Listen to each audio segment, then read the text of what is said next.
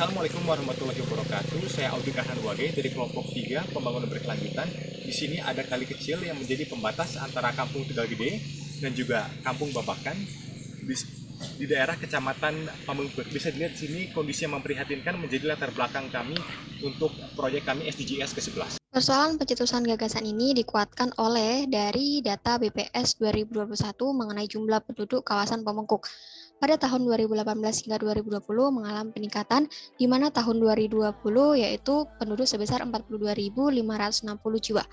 Selain itu juga terdapat peraturan rumah tangga dan sampah sejenis sampah rumah tangga nomor 81 tahun 2012, di mana masyarakat diharapkan menerapkan pengolahan dengan cara 5M.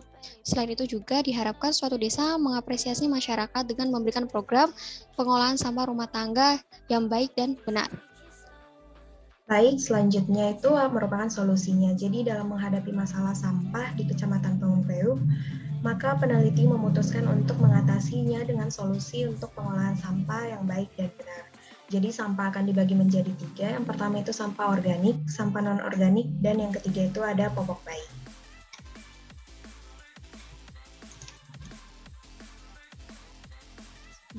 Yang pertama itu sampah organik. Jadi sampah organik ini dapat dimanfaatkan untuk menjadi gas metana dengan menggunakan proses anaerob, dibantu dengan proses starter yang terdiri dari kotoran makhluk hidup yang dapat mempercepat prosesnya. Nah, hasil dari gas metana itu kemudian nanti akan digunakan untuk menunjang proses pengubahan plastik menjadi solar.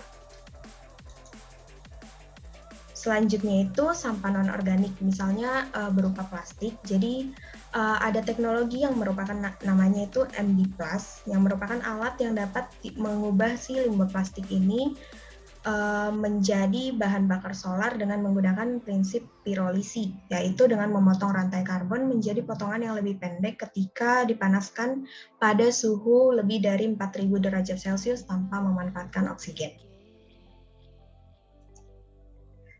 Dan yang terakhir ada sampah popok bayi. Jadi popok bayi ini dimanfaatkan untuk menjadi pupuk.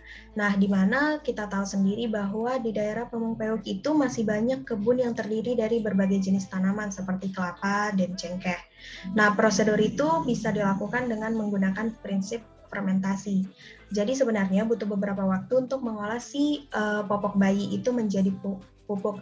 Namun keunggulannya tanaman tersebut bisa disiram lebih jarang dikarenakan gel dalam popok bayi itu dapat membantu menyerap air. Ya, pihak yang terlibat ada 2, yaitu pemerintahan dan masyarakat, di mana pemerintahan itu meliputi pemerintahan desa beserta jajarannya, dan untuk masyarakat itu seluruh warga di desa tersebut. Untuk langkah strategisnya ada 5, yaitu yang pertama ide gathering oleh pemerintahan dan masyarakat, detail implementation oleh pemerintahan dan masyarakat, testing and validation oleh pemerintahan, development oleh pemerintahan, dan yang terakhir launching and monitoring oleh pemerintahan beserta masyarakat.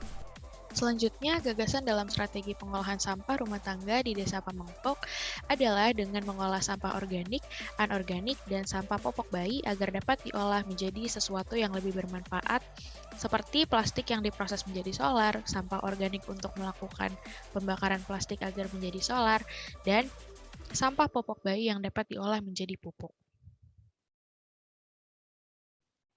Kemudian dalam merealisasikan gagasan tersebut, dilakukan sosialisasi kepada masyarakat mengenai dampak dari sampah, kemudian sosialisasi mengenai cara pengolahannya, dan melakukan pelatihan dalam pengelolaan dan pengolahan sampah guna mencapai tujuan dari SDG.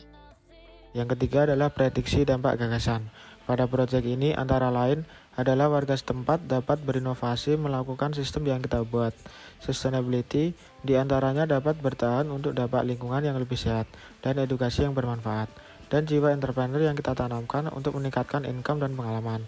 Pada proyek ini dilakukan kursus kepada UMKM setempat yang bertujuan untuk memenuhi tridharma perguruan tinggi, yaitu pengabdian kepada masyarakat sebagai komunikasi dan kepedulian mahasiswa terhadap lingkungan. I never thought of